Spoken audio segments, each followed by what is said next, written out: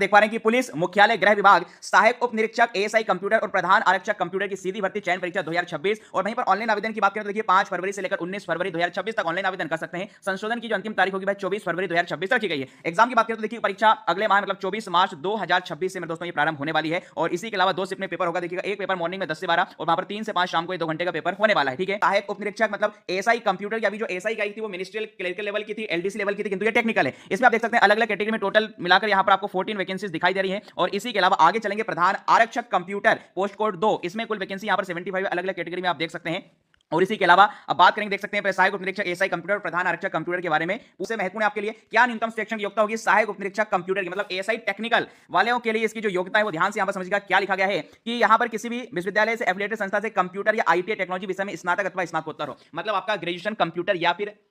IT में है या फिर पोस्ट ग्रेजुएशन आपका कंप्यूटर आईटी में तो आप एलिजिबल होंगे। या फिर इसके अलावा लिखा गया है राजीव गांधी तकनीकी विश्वविद्यालय द्वारा या किसी मान्यता प्राप्त पॉलिटेक्निक से कंप्यूटर इंफॉर्मेशन टेक्नोलॉजी में 3 वर्ष का डिप्लोमा या इस विषय में उच्च शिक्षा हो, मतलब या तो आपने 3 वर्ष का कंप्यूटर आईटी में डिप्लोमा किया है तो आप इसके लिए एलिजिबल होंगे, या फिर आपने कंप्यूटर में कोई भी डिग्री या डिप्लोमा डिग्री की है, मास्टर डिग्री की है तो आप इसके लिए एलिजिबल है। अब यहां पर क्या लिखा, देखिए इन पदों के लिए प्रथम चरण में ही अलग से तकनीकी परीक्षा ली जाएगी, मतलब जो फर्स्ट स्टेज होगा उसी में अलग से टेक्निकल एग्जाम होगा जो प्रथम चरण लिखित परीक्षा के अतिरिक्त यहां पर होने वाली है। और द्वितीय चरण के लिए चयनित अभ्यर्थियों की तकनीकी प्रायोगिक परीक्षा भी ली जाएगी, मतलब प्रैक्टिकल एग्जाम भी होगा। और प्रधान आरक्षक देखिए ये यहां पर 12वीं पास वाले अभ्यर्थियों के लिए है। मान्यता प्राप्त मंडल से देखिएगा हायर सेकेंडरी 10+2 में आपने देखिएगा भौतिक रसायन विज्ञान गणित विषयों में यहां पर परीक्षा उत्तीर्ण, मतलब 12th में यदि आपका साइंस सब्जेक्ट रहे, चाहे वो केमिस्ट्री हो, चाहे वो यहां पर बायोलॉजी हो या फिर साइंस या गणित में, मतलब 12th में यदि आपका साइंस बैकग्राउंड है तो आप इसके लिए एलिजिबल है। किंतु 12वीं साइंस के अतिरिक्त यहां पर देखिएगा और क्या साथ में चाहिए, तो देखिए और करके लिखा है कि विश्वविद्यालय अनुदान से आपके पास 1 साल का कंप्यूटर डिप्लोमा भी होना चाहिए, चाहे वो डीसी हो, चाहे पीजीडीसी या कोपा, मतलब 12th में साइंस या बायोलॉजी जो भी आपका रहे, साइंस प्लस 1 साल का कंप्यूटर डिप्लोमा चाहिए। और ये भी लिखा है कि कंप्यूटर